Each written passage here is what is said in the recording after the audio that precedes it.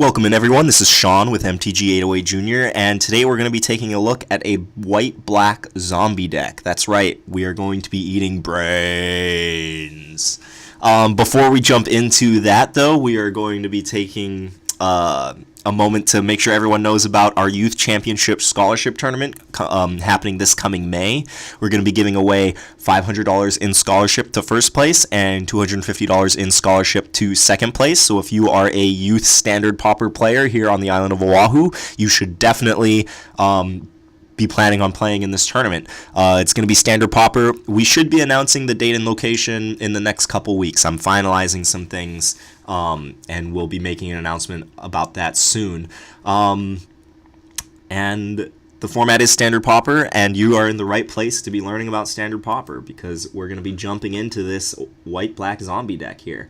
So, white-black zombies, this is the deck. The goal, well, if you want to look more closely at this text version, there will be a link to this in the description, but we are going to be jumping down here to Magic Online. And the goal of this deck is really just to flood the board with a bunch of zombies. There are a couple of different zombie payoffs, which we're going to be talking about, but the largest, I would say, the most significant zombie payoff here is Inoketra's Name. 2 mana, instant. Instant means that you can play it after your opponent declares blockers, right? So they don't know how big your creatures are going to be when they block. And then you get to, boom, play your combat trick, your instant, and all of a sudden your brain-eating zombies get a bunch bigger. So it's an instant. Zombies you control get +2/+1 until end of turn. That's all of your zombies. So the game plan of this deck is to flood the board with zombies and then make them all huge with Inoketra's Name. So zombies you control get +2/+1 until end of turn, and then other creatures you control get +1/+1 until end of turn. There's only one non-zombie creature in the deck, and it turns into a zombie once you embalm it. Sacred Cat, good old zombie kitty.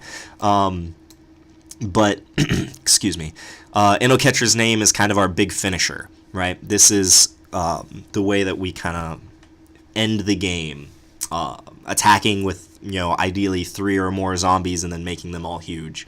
If you attack with 3 zombies, you're adding 6 power to your attack with this card, right? That's a very good deal. One card to add 6 power. Alright, so that's our main zombie payoff here. But if we want this card, this is what the deck is kind of built around, this card. So we want a bunch of cheap creatures. And the way that we make sure we have a bunch of cheap creatures is making sure that we have 1-drop creatures to play. So we're going to start here at the bottom of our curve. There have been a ton of white-based aggro decks that have been playing Sacred Cat and Fanbearer, which are 1-drops of choice here. But this deck gets to take special advantage of them because they are also zombies, right? Fanbearer is a zombie. Sacred Cat is, it turns into a zombie when you embalm it. But even without being zombies, they're very solid creatures, and then they also just so happen to be zombies and synergize with all our zombie synergies. So, Fanbearer, 1 mana, 1/2, it's a decent statted creature, but and it can attack, especially the turn that you're going to cast Inoketra's Name, you probably want to attack with it. But the real reason we're playing it is because of the tap ability. So, you can pay 2 mana and tap it to tap target creature. And you can do this on your turn, right, to tap down a blocker to get through damage. But the most efficient way to use Fanbearer is to use it on your opponent's turn, right? When they move into the phase of their turn where they want to attack, they first have to move into a phase called Declare Attacker's phase. And before they move into that phase, they have to say, I would like to begin combat. And at that point, you, as the control of Fanbearer with 2 open mana, you can pay your 2 mana and tap Fanbearer to tap down their largest creature. So, you are essentially paying 2 mana to tap down their largest creature every turn. And you don't have to do it. Sometimes you might want to attack or block with Fanbearer, but that is the strongest ability on it. So, Fanbearer, awesome card for any white aggro deck, especially awesome here in our zombie deck. Same can be said for Sacred Cat. 1 mana, 1/1 lifelink. We are playing Hone Kopesh, so it can get bigger. or Innoketra's name, it can get bigger. But you know, this thing might get in for some damage, it might trade with something, or it might die, and like if you're attacking with a whole bunch of creatures, you know, and not whichever one gets blocked dies, but the goal is to kind of push through damage. You know, Sacred Cat might die, you can always bring it back. 1 mana embalm cost. It's a very, very efficient card. We'll put it that way. So we're playing for the full 4 Sacred Cat. 4 Hone Kopesh here. Well, let's talk about the creatures first. I'm going to put the spells here on the side. Alright. So that was our 1-drops. Moving up the curve to our 2-drops. Probably the second best zombie incentive here is Binding Mummy. Binding Mummy actually saw play in real standard. That's how powerful of a common Binding Mummy is. There was a white-black zombie deck in real standard last season. Even though Binding Mummy and some of the zombies are still legal this season, a lot of the pieces rotated out. So it's not really a deck anymore, but Binding Mummy was seeing play in that deck because, you know, it's a 2-mana 2/2. That's fine stats for a 2-drop. But whenever another zombie enters the battlefield under your control, you may tap target artifact or creature. So, you know, let's say you play Sacred Cat on turn 1, you play Binding Mummy on turn 2, and then you play a zombie on turn 3, you tap down their blocker and you get to attack with your 2 creatures. And then on turn 4, you play another zombie, you tap down their blocker, you get to attack with your creatures, right? So, or maybe you play 2 zombies and you tap down both their blockers and you attack with your creatures. So Binding Mummy goes really well with Fanbearer when it comes to just pushing through damage. Oh, I forgot to say, Fanbearer, when you tap your opponent's creatures during their turn, that's kind of like getting double duty out of Fanbearer, because it not only stops their creature from attacking you, but it also means that creature can't block on your next turn. So if you can afford to wait for Fanbearer, you want to do it on your opponent's turn. Binding Mummy triggers when a zombie comes into play, which unfortunately is only at sorcery speed, so you can't do it on your opponent's turn, but Binding Mummy does help tap down blockers to clear the way for your zombie army to get through. Alright, so Binding Mummy, very strong magic card. Mummy Paramount is the last kind of zombie synergy that we have in the deck. 2-mana 2/2. Whenever another zombie enters the battlefield under your control, Mummy Paramount gets +1/+1 until end of turn. So it's likely going to be attacking as a 3/3 on turn 2, or excuse me, on turn 3, right? You play this guy on turn 2, then you play another zombie, it might be a 3/3, maybe you even play 2 zombies and it's a 4/4, right? So kind of lets you burst out some damage, rewards you for playing more zombie creatures, and of course it's a zombie to go with Innoketra's name. The last two drops that we have here are Kenry Eternal. It's a 2-mana 2/2 zombie, and it has Afflict 1, so when it becomes blocked, the defending player loses 1 life. Afflict is a great ability in a deck that's trying to be aggressive, which is exactly what this deck is trying to do, and it is a zombie, so it synergizes well with everything else, and I'm only playing 2 because it's not as good as our other 2-drops, but because the goal of the deck is to flood the board with creatures to cast Innoketra's name and get a bunch of power added to the board, we do want additional cheap creatures in the deck. It could be right that Festering Mummy is in these last 2 slots just to have cheaper creatures, right? The cheaper your creatures are, the faster you can add them to the board to get a big Innoketra's name. But I think, excuse me, we have plenty of 1-drops.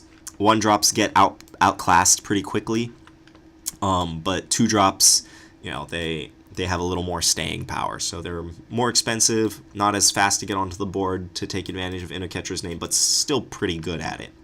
Alright, we'll talk about Gravedigger last, but in the 3-drop slot, we have 2 good options of 3-drops to play, and I'm not sure which one is better, so I'm playing 3 of one and 2 of the other. It could be right that one of them is strictly better and we should be playing a 4-1 split, but we're playing 2 Cursed Minotaur. It's a 3-mana 3/2 with Menace. It's a zombie, so it's very hard for your opponent to block this creature, and likely if they do double block it, because Menace says it can't be blocked except by 2 or more creatures, if they do double block it, there's a good chance that you'll be able to just to kill both of their creatures, assuming that there's 2 small creatures. Or if they block it with a small creature and a large creature, you're going to at least kill 1 creature, and then you used up 2 of their blockers, right? But between Binding Mummy and Fanbearer, there's a good chance that they're not going to have 2 blockers when you're attacking with this thing. So this guy is a very strong attacker. He's only got 2 toughness, which means that he dies to Shock, and Shock is one of the most commonly played cards in the format. So that's the reason why I'm hesitant to play more of this guy, but he is very, very powerful. The other 3-drop that we have here is Marauding Bone Slasher. It's a 3-mana 3/3, so it's slightly above curve for a 3-drop, right? Getting a 3/3 for 3 mana, usually it comes with a drawback, which this guy does, but it says Marauding Bone Slasher can't block unless you control another zombie. Well, every other card in the deck, or every other creature in the deck except for the front half of Sacred Cat, is a zombie, so it's like this guy doesn't have a drawback at all. He is a zombie, of course, so he triggers all of our zombie synergies. Just an all-around good card. It doesn't die to Shock. It doesn't have Menace, so it's not as good of an attacker, but it won't die when it gets blocked by 2 toughness or 2 power creatures. So as I said, I'm not sure which of these is better. It could be right to play 4 and 1 instead of 3 and 2, or even the other way around, 3 Cursed Minotaur and 2 Bone Slashers. I don't know. I haven't played with this deck yet. I have built this deck for a number of students, but none of them have come to the tournaments, so I have yet to see this deck in action, which is one of the reasons I'm making a video. Would love to see somebody be inspired by this and let me know what they think. Of course, I am hoping to be making more gameplay videos in the near future. I did move this week, this past weekend, and I'm still just moving. For those of you that don't know, moving, it just takes a really long time.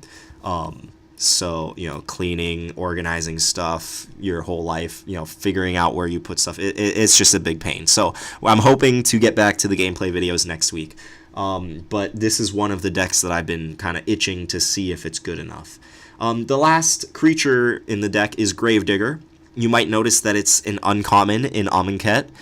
It has been printed as a common before, many times before. In fact, almost every other time that Gravedigger has been printed, it has been a common. So it is legal in Standard Pauper. It's in Standard because it's an Amonkhet. It's legal in Standard Pauper because it was a common previously. But Gravedigger is a 4-mana zombie.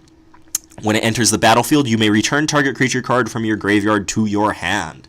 Right? For a deck that wants to keep the board filled with creatures, having this effect tacked onto a zombie is very desirable, right? When you play Gravedigger, it's going to trigger Binding Mummy, it's going to trigger Mummy Paramount. You might get back, a Fanbearer that got shocked earlier in the game or something, and then, you might even be able to play it in the same turn and then trigger them again, right? So Gravedigger, it doesn't have the best stats, but the effect is very powerful considering that we want the deck to go wide. Go wide meaning get a lot of creatures in play and then kind of run past the opponent's blockers. If enough creatures run past the opponent's blockers, then Inno-Catcher's Name will likely be able to kill your opponent. Alright, so that is the creature setup. 26 creatures in the deck. Moving on to the spells. Let's start with, well, we already talked about Inno-Catcher's Name, right? That's that, as we said, that's kind of the, oh, what's going on? All right. As we said, Inno-Catcher's Name is kind of the build-around card, the card that we built the deck around.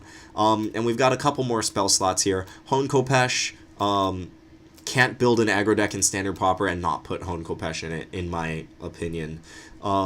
Making Sacred Cat bigger, you gain more life. Making Kenri Eternal bigger, if they block it, they, lose life to Afflict, and giving it +1/+1 means that it'll die to fewer things, right? Buffing up your Menace dudes, or just making your creatures bigger as flexibly as Hone Khopesh can is a very powerful effect. Move it on to a creature that wants to attack with it, and then after combat, you can move it on to a creature that you want to block with. Alright, so Hone Khopesh, 4 of in every aggro deck. in my opinion. We've got 4 Compulsory Rest. This is just a 2 mana. It answers a creature. It keeps it from attacking, keeps it from blocking. Sure, they might get to gain 2 life later, but they have to spend 2 mana to do that, which means that they're not spending their mana to do other things, like stopping your horde of zombies from eating their brains out.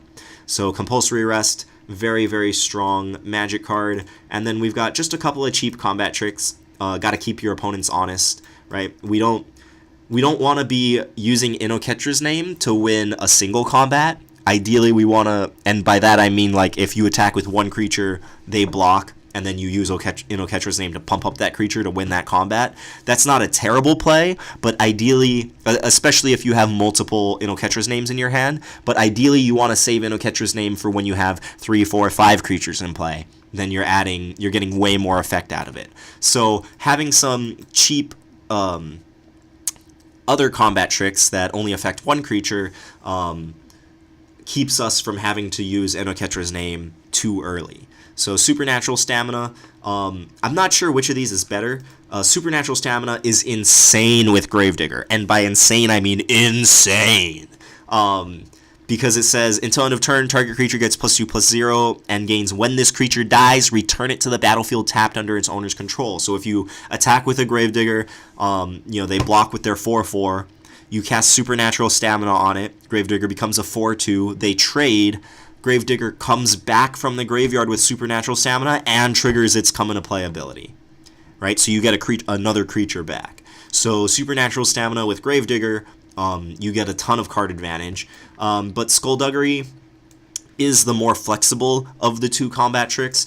Until end of turn, target creature you control gets +1/+1, and target creature an opponent controls gets -1/-1. Very good if your opponent has 1 toughness creatures.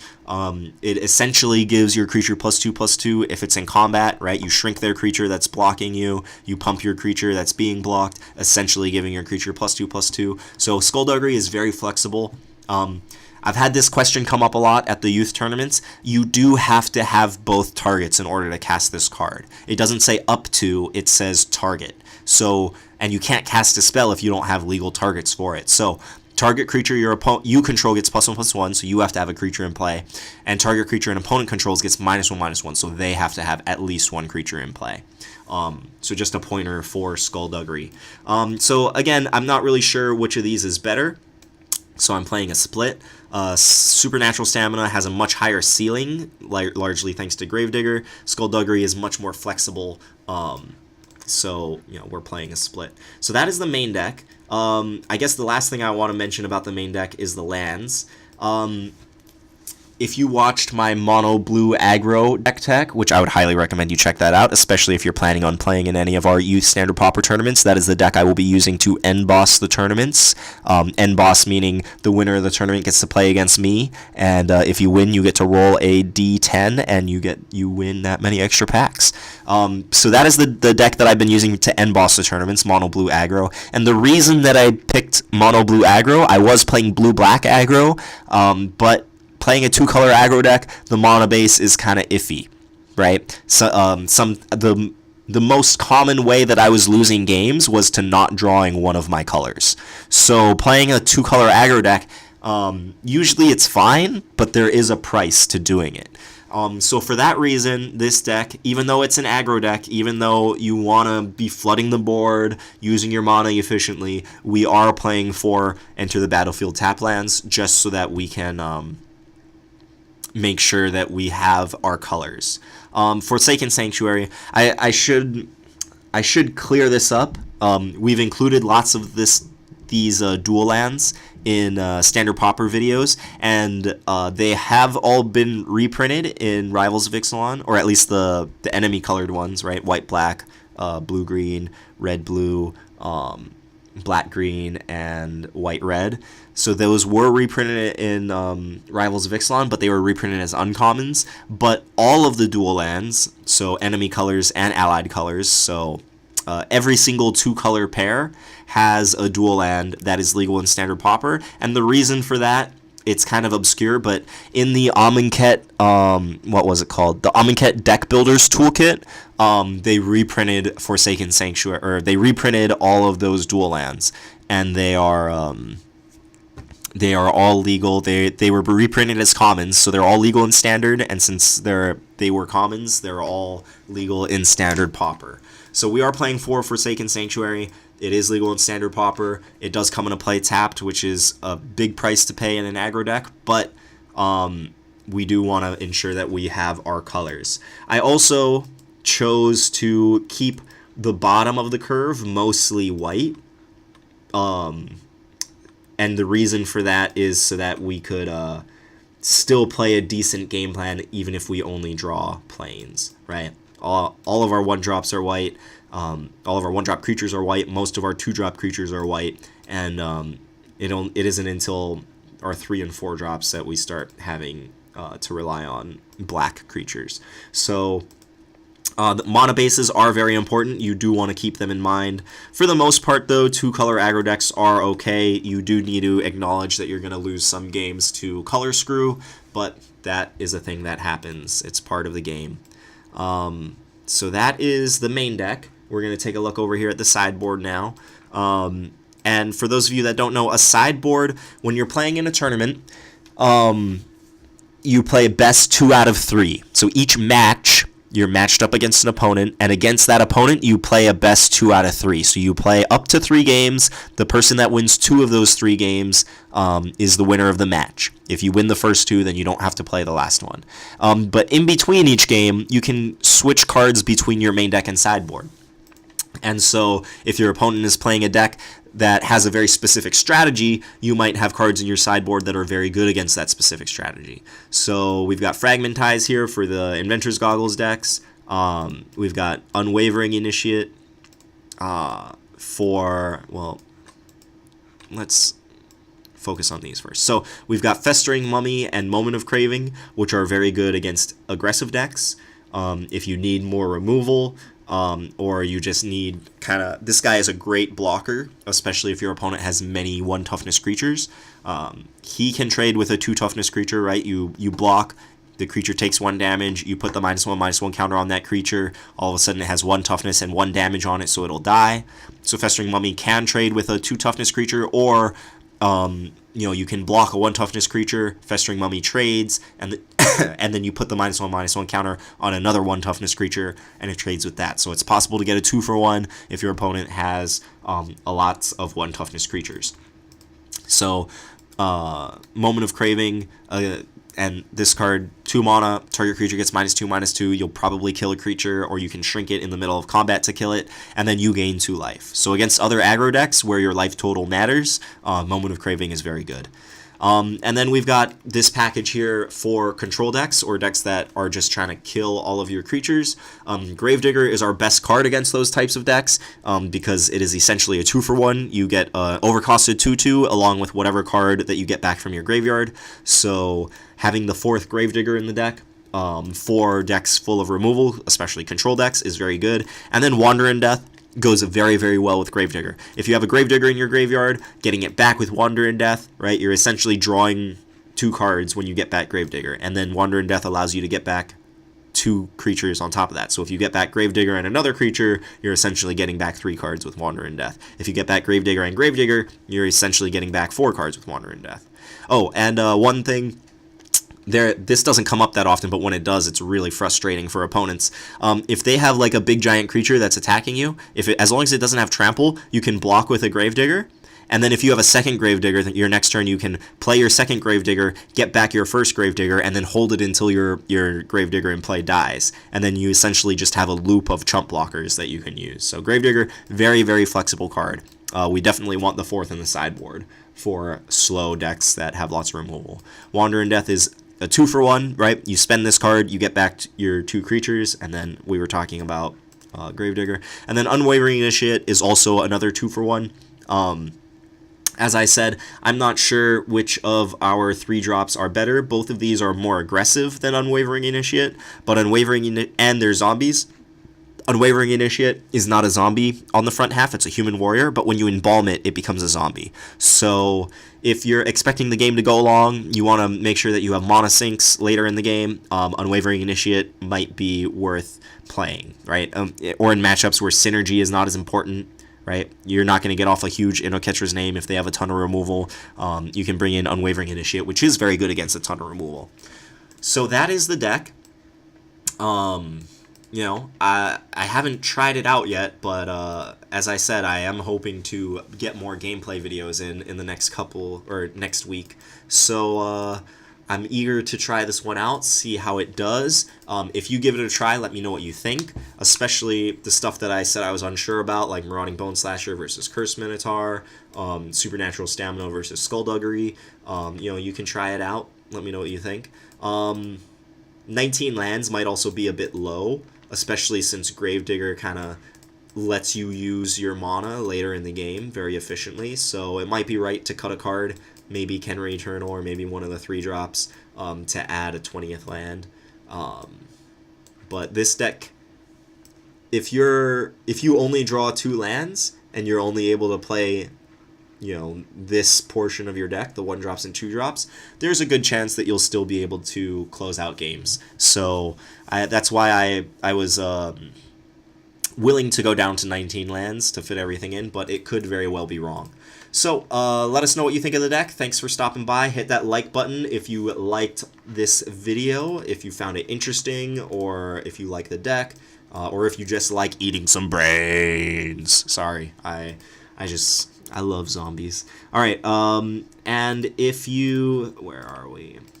We will have a link to the text document of the deck in the description. And if you like what we do here at MTG808 Junior, you just want to support Youth Magic on Wahoo, or you want to support the growth of Standard Pauper through YouTube content, please consider becoming a patron subscriber. All of the scholarship money that we will be giving away at our scholarship tournament came from our Patreon subscribers, so thank you very much to them. For as little as $1 a month, you can support what we do. You'll have access to our monthly expenditure report, so you can see how we're spending the money. We're not just, you know, pocketing all of it. We are trying to put it towards good causes, and I am trying to compensate myself a little bit for what I do here. And then if you donate $10 or more, you'll get your name listed as a bronze contributor on one or more, or on one plaque at one of our partner local game stores, and then it scales up from there, but that's kind of the cool ones. So thank you for stopping by. Hope you had a wonderful time learning about Standard Pauper, and I will catch you later. Peace.